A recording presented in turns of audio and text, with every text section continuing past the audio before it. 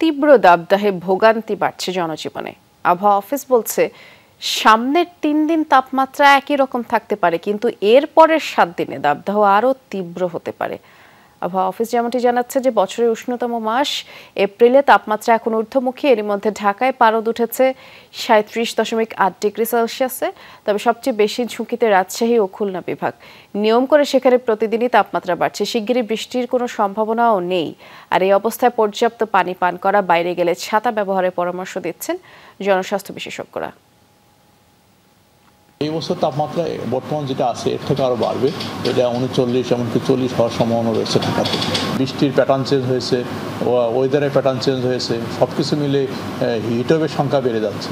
এই কারণে যে গরমের যে আপনার তীব্রতা, এটা আমরা গ্র্যাজুয়ালি এটা আমরা আরও খারাপের দিকে যাচ্ছি।